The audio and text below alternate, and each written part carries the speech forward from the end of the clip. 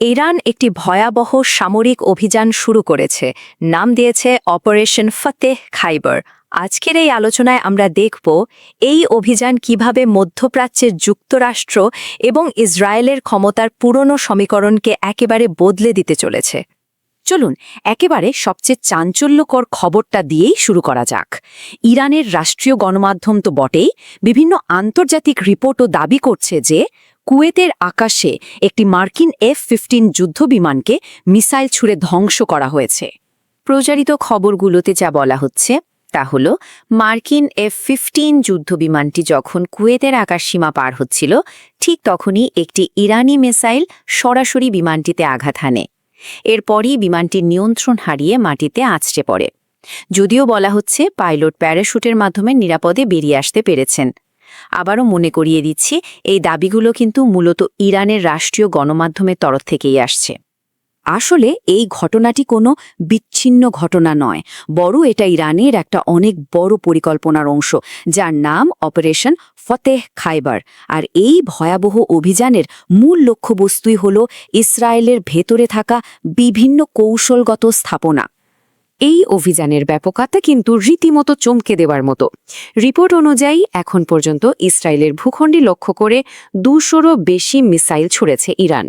হামলার শিকার হয়েছে তেল আবিব, হাইফা আর জেরুজালেমের মতো প্রধান শহরগুলো সহ ইসরায়েলের আরও অনেক কৌশলগত এলাকা।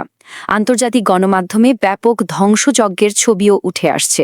যদিও বিভিন্ন সূত্রের দাবি, নেতানিয়াহু প্রশাসন ক্ষয়ক্ষতি আর হতাহতের আসল তথ্যটা গোপন করার চেষ্টা করছে। অপারেশন ফতেহ খাইবার কিন্তু শুধু ইসরায়েলের মধ্যেই সীমাবদ্ধ নেই। ইরান এই অভিযানের মাধ্যমে মধ্যপ্রাচ্যে থাকা মার্কিন সামরিক ঘাঁটি আর তাদের মিত্র দেশগুলোকেও টার্গেট করছে। মানে এই সংঘাতের পরিধি এখন আরও অনেক বড়।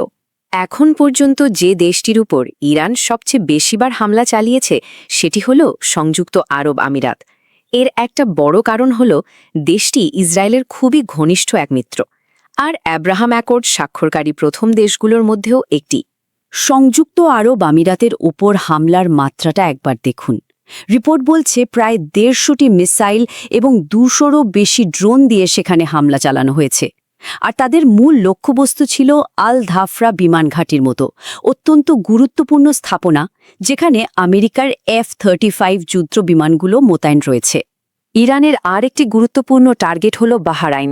সূত্রগুলো বলছে বাহরাইনকে মধ্যপ্রাচ্যের মার্কিন সামরিক শক্তির কেন্দ্রবিন্দু হিসেবে দেখা হয়, আর ঠিক এ কারণেই দেশটি ইরানের জন্য একটা কৌশলগত লক্ষ্যবস্তুতে পরিণত হয়েছে। প্রতিবেদনে এমনও দাবি করা হচ্ছে যে ইরানের ইসলামিক রেভলিউশনারি গার্ড কোর অর্থাৎ IRGC বাহরাইনে থাকা একটি মার্কিন নৌঘাঁটি পুরোপুরি ধ্বংস করে দিয়েছে। শুধু তাই নয়, ওই অঞ্চলের অন্যতম শক্তিশালী একটি রাডার সিস্টেমও তারা নষ্ট করে দিয়েছে। এই হামলায় 60টি মিসাইল এবং 34টি ড্রোন ব্যবহার করা হয়েছিল বলে জানা যাচ্ছে। কিন্তু প্রশ্ন হল, এই অভিযানগুলো ঠিক কিভাবে চালানো হচ্ছে? এখানে দেখা যাচ্ছে ইরান তার যুদ্ধের কৌশলে একটা নাটকীয় পরিবর্তন এনেছে।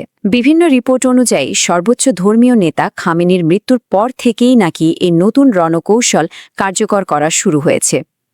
এই নতুন কৌশলের দুটো প্রধান দিক আছে। প্রথমত, শত্রুপক্ষের নজরদারি ব্যবস্থা মানে সার্ভেলেন্স সিস্টেমগুলোকে আগে টার্গেট করা, আর দ্বিতীয়ত যুদ্ধের নেতৃত্বকে কেন্দ্র থেকে সরিয়ে বিকেন্দ্রীকরণ করা। দেখুন, কৌশলের প্রথম ধাপ অনুযায়ী হামলার শুরুতে টার্গেট করা হচ্ছে মার্কিন সার্ভেলেন্স সরঞ্জাম, যেমন ধরুন রাডার সিস্টেম। এগুলো আসলে যুক্তরাজ্য আর ইসরায়েলের জন্য আর্লি ওয়ার্নিং সিস্টেম বা আগাম সতর্কীকরণ ব্যবস্থার মতো কাজ করে।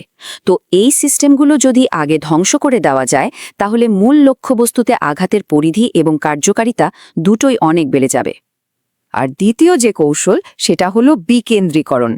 এর মানে হলো এখন আর একটা মাত্র সেন্ট্রাল কমান্ড থেকে সব হামলা চালানো হচ্ছে না, বরং একাধিক স্বাধীন কমান্ড সেন্টার থেকে আক্রমণগুলো পরিচালনা করা হচ্ছে। এর সুবিধাটা অসম্ভব। ধরুন কোনো একটা কমান্ড সেন্টার যদি ধ্বংস হয়ে যায়, তাহলেও কিন্তু অভিযান থেমে থাকবে না, বাকিরা ঠিকই লড়াইটা চালিয়ে যেতে পারবে।